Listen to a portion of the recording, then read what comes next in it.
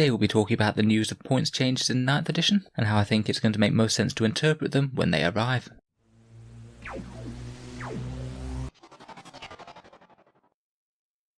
Hello and welcome back to Auspex Tactics, the strategy focused 40k channel, where we're all about getting the most out of our miniatures on the tabletop.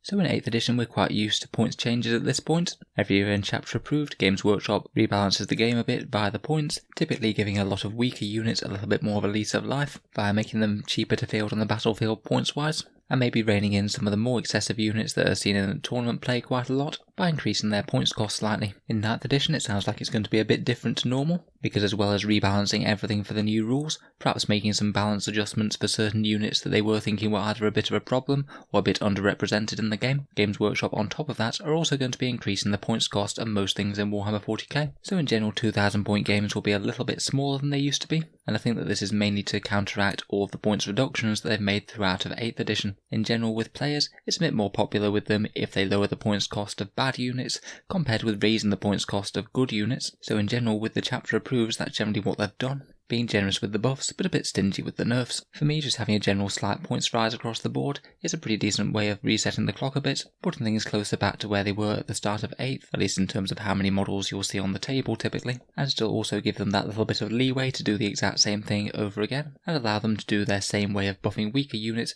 rather than nerfing the strongest ones when it comes to balance updates on the whole. I think that this is going to make it a little bit trickier to interpret which units are getting better or which units are getting worse. Basically we're going to be getting 3 sets of points changes stacked on top of each other to make a very confusing picture. The general points rise that pretty much all of the game is getting, any specific adjustments for any units they think are going to be better or worse in 9th edition than they were in 8th, in theory taken as a whole, and accounting for all of the new rules, not just a selection of them. And then on top of that, any balance changes they might have wanted to make anyway. Maybe some things like the most efficient units in the game, things like Eliminators or Thunderfire Cannons, might have been in for a bit of a nerf, whereas some units that are basically never played, things like Chaos Mutilators, Imperial Guard Ogrin, or the Orc Stomper, might be in line for a bit of a buff. I'm certainly not saying that they would be doing anything to those specific units, but it wouldn't surprise me. With all that in mind, I think it's going to be worth thinking about percentage changes as well as the absolute points changes, to see whether or not a unit is getting better or worse in the new edition.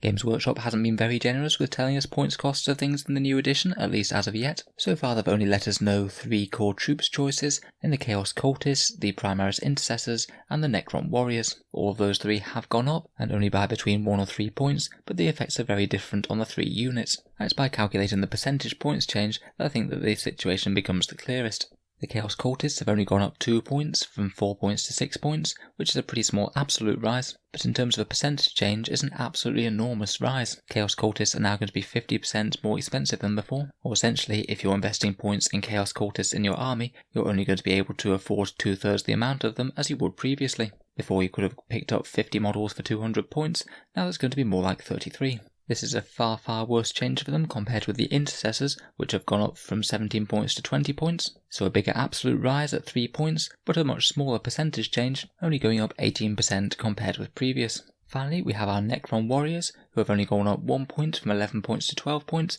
and that's actually the best of the lot, only getting 9% more expensive. Basically for the same points, you'll be fielding 1 less Necron Warrior for every 10 that you were fielding in 8th. If Intercessors and Chaos Cultists were the only 2 units in the game, then despite having risen the points, the Necrons would have received a massive buff in this update, so in 9th edition going up by a small amount could actually be a relative buff compared with the rest of the game. I did get quite a few comments in my Necrons going up to 12 points video, that people were saying, oh Necrons are going to be terrible now, why did Games Workshop nerf Necrons? Where in reality, at least as it stands at the moment, it looks like that 1 point increase is actually going to be a massive buff to Necrons when you compare it to other armies. When 9th edition does drop, I'm hoping to make a fair few points analysis videos for different factions, looking at the original points of the models, looking at their rises, and looking at their percentage changes to see which units have been hit the hardest.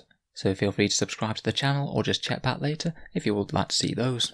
Obviously the percentage changes will have to be taken into context of any of the rules changes in 9th. I wouldn't be surprised if certain vehicles do go up by a fair few points, just because the rules seem to be rewarding them quite a lot in 9th, either being able to shoot into close combat, or getting their blast weapons buffed against hordes, either way pretty much getting objectively stronger than they were in the previous edition. We haven't seen any vehicle changes yet, and I wouldn't be surprised if they do go up a fair amount. I'll be honest, at least the rules as we've seen them so far does have me a little bit scratching my head over the Chaos Cultist change. There hasn't been a ton of good news for Hordes or light chaff units yet in 8th edition. It doesn't look like we'll be spamming troops quite as much as we were. Blast weapons will certainly be cutting through them that little bit faster, and horde tactics such as surrounding models in combat isn't quite as viable as it was. I am kind of struggling to imagine how Chaos Cultists could be balanced at all at 6 points. I do feel that seems very expensive for them even if they get some really significant buffs.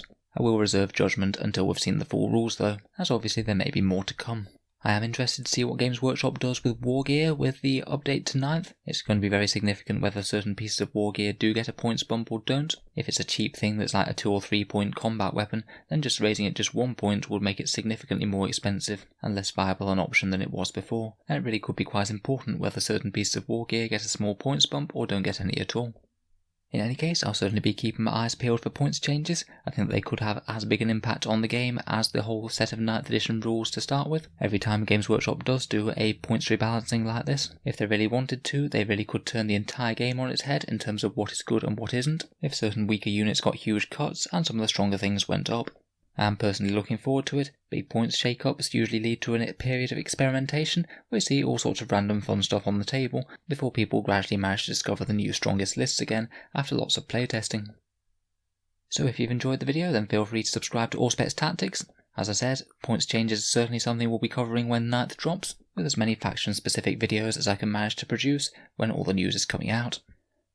If you've been enjoying all these videos and you wanted to help support the channel, I'd just like to mention that I do have an Element Games affiliate link down in the video description below. If you live in the UK and you were thinking about ordering in some models over the internet, then they stock basically all of Games Workshop stuff and have a decent discount on it. If you click the link before making an order, then a small amount of the money goes to help support the channel, as well as costing you no more at checkout.